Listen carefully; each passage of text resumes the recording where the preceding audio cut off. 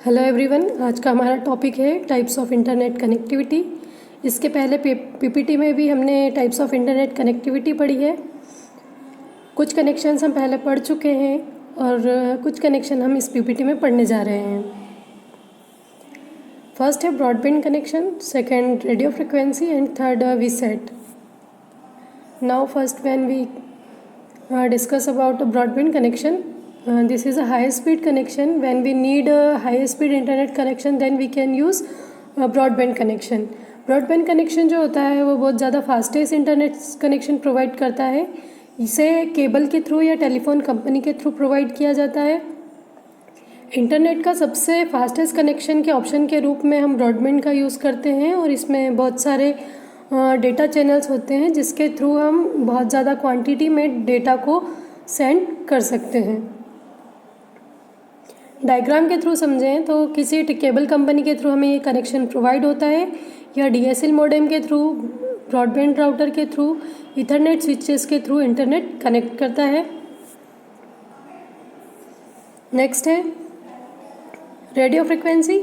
Radio frequency का जो meaning होता है वो है वायरलेस इलेक्ट्रोमैग्नेटिकल सिग्नल्स, जो कि कम्युनिकेशन के लिए यूज़ किए जाते हैं। जैसे हम जब वायरलेस के बारे में डिस्कस करते हैं तो वायरलेस के लिए जो है रेडियो फ्रिक्वेंसी का यूज़ किया जाता है।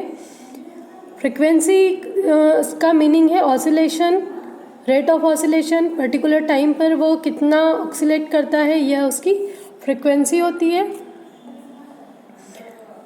When RF current is passes through an antenna, it produces an electromagnetic field that is telecast via space. जब रेडियो फ्रिक्वेंसी जो है किसी एंटीने से पास होती है तो यह एक इलेक्ट्रोमैग्नेटिक फील्ड को प्रोड्यूस करती है और वो फील्ड कहलाती है रेडियो फ्रिक्वेंसी फील्ड। इसे रेडियो फ्रिक्वेंसी फील्ड कहते हैं। और ये फील्ड जो ये टर्मिनोलॉजी है, इसके विपरीत जो टर्मिनोलॉजी है वो क्या कहलाती है? रेडियो वेव्स कहलाती है।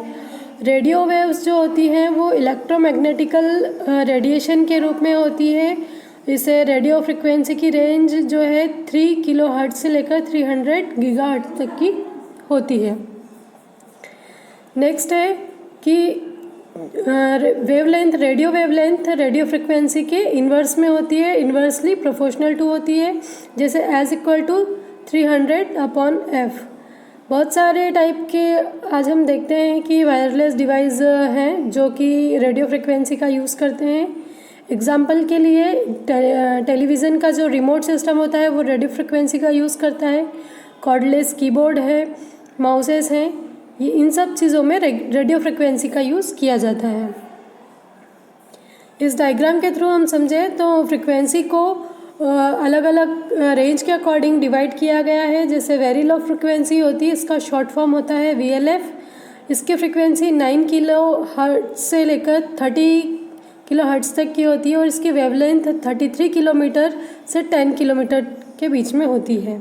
लो फ्रिक्वेंसी, इसकी रेंज, वेवलेंथ की रेंज 10 किलोमीटर से 1 मीटर तक की होती है। मीडियम फ्रिक्वेंसी, इसकी रेंज 1 किलोमीटर से 100 मीटर तक की होती है। इसी तरीके से जैसे जैसे फ्रिक्वेंसी बढ़ती जाती है वैसे वैसे वेवलेंथ कम होती जाती है। नेक्स्ट है वीसेट। वीसेट का फुल फॉर्म होता है वेरी स्मॉल एपर्चर टर्मिनल। एक यह स्मॉल सैटेलाइट डिश होती है जो कि डेटा को सेंड करने और रिसीव करने के लिए होती है। यह सैटेलाइट के सिग्नल के माध्यम से डेटा को सेंड और रिसीव करती है। यह जो है ऑडियो, वीडियो, डेटा, हर प्रकार के डेटा को सेंड और रिसीव कर सकती है। ये छोटा टर्मिनल जो होता है इसका एंटीना 1 मीटर तक का ही काम करता है और यह एक मीटर तक यह 1 वाट पावर का यूज़ करता है।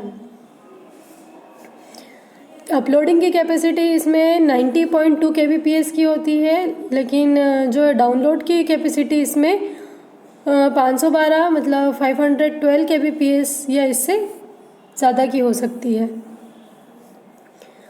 वीसेट बहुत सारे प्रोटोकॉल का यूज़ करता है। यह एक्स्ट्रा ऑर्डिनरी फ्लेक्सिबिलिटी को प्रोवाइड करता है। इसमें जो है एक्सपांशन बहुत आसानी से किया जा सकता है और इसमें 99.7% end to end availability provide होती है। इट मीन्स हम अगर सोर्स से डेस्टिनेशन तक किसी डेटा को या किसी इंफॉर्मेशन को सेंड करते हैं तो इसमें 99.7% डेटा जो है एक जगह से दूसरी जगह सेंड होगा।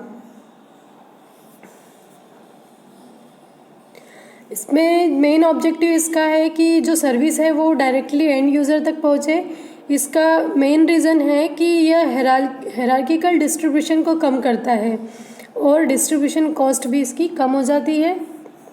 डायग्राम के थ्रू हम समझते हैं कि एक सैटेलाइट के थ्रू डिश एंटीना से यह सिग्नल को कैच करता है और सिग्नल को कैच करने के बाद में और डेटा को सेंड या रिसीव करने का वर्क करता है।